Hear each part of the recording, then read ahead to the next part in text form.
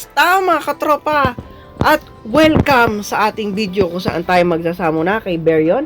Hindi ko goal na makuha yung X-Ult niya dahil ifo-focus ko lahat ng Shinobite ko kay Ishiki kung lalabas man siya sa part 2. So ang goal ko lang ngayon ay makuha yung mga new jutsu niya at masaya na ako. So kung makuha natin yon sa first pull, okay na? I am fine with it. So wala nang patumpik-tumpik pa. Tara na, gastusin na natin itong kahit 1,000 lang na Shinobite ko.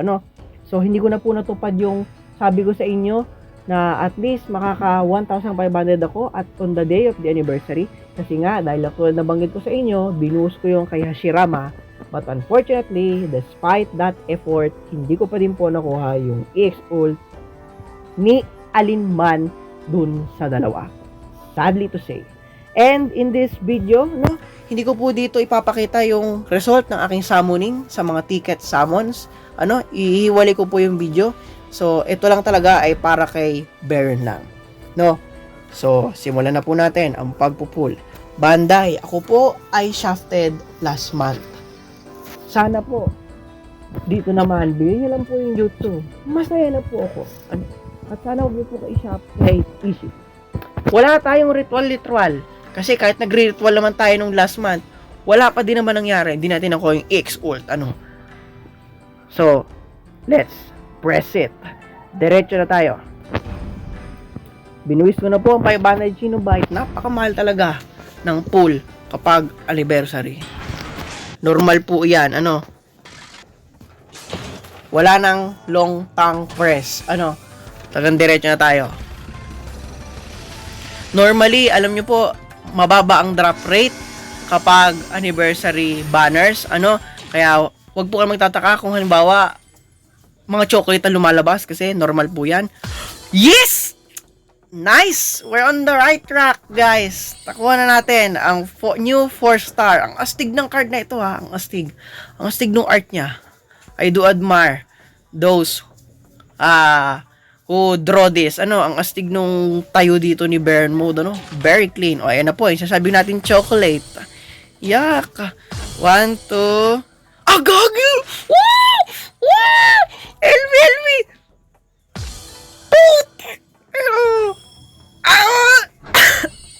Ano ba yan? Putik na yarong banner. Bakit ito?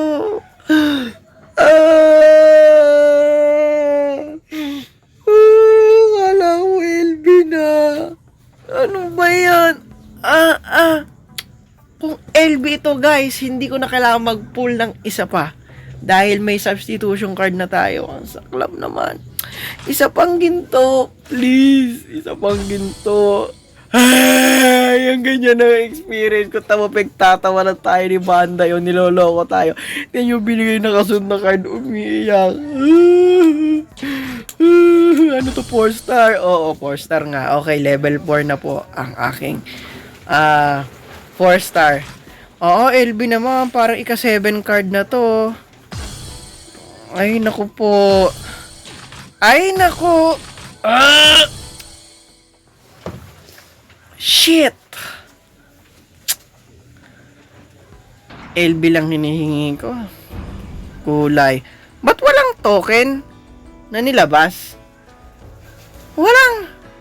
Paano ka mag-exchange? Ba't ganon? Normal ba yon? Ngayon ko lang to napansin. Ba't walang... Paano to ma-acquire? Oh. Wala, oh. Sabi, meron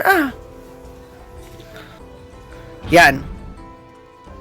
Ba't walang medal? Gagi, walang medal. Oh. Proof of trust. Secret scroll. Gagi, guys. Yung palang Shinobi token, makukuha natin sa step 3 lang. Ay, naku po. Grabe. Di talagang gagrindin mo tong is-pull kung wala kang nakuhang EX-Ult at kung gusto mong makuha para lang ma-exchange mo yan dun sa shop. Ang hirap naman ito. Ang mahal ng lalong humirap yung gastos. 500 Shinobite yung bawat pull. Ngayon ko lang na-realize to. My gulay. Anyways, kilatim ako yung LB. I need the LB, no? So, ibubuwis natin tong 500 Shinobites. O, siya. O, step 2. Step 2. I need the LB. Please. I just need the LB. Pa level 12 na yung old i-export ko sa kanya. Hindi ko naman siya gamit sa main. Defender ko lang siya. Please. Wala nang ritual level pa. No more 4 star, please. Don't give me 4 stars. Kasi, max na siya. 3 copy na 3 card na yung nakuha natin. Ay, nako po. Normal po yan. Yan!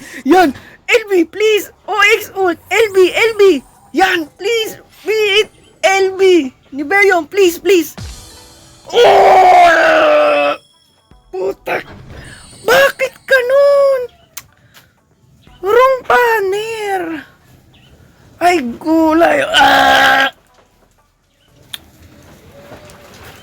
Guys, ikalawa na to. Palig ko. Destined tayong shafted dito. Ang sakit naman. Grabe. Bakit Ashura? Ano ba yan? My gulay. Wala na. Putik na yan. Oh. Ito na naman. Higupin lang eh. Grabe. Saklap. Palay ko, hindi talaga ibibigay sa atin kahit LB man lamang. O sakit. Bigat sa loob. 1,000 Shinobite yun. Gusto niyang padruhin pa ako ng isa pa. Ay, naku po. My gulay. And I'm very disappointed na naglabas yung palaka ng ginto pero hindi LB. Shit! Kita kits, mga katropa. Kaya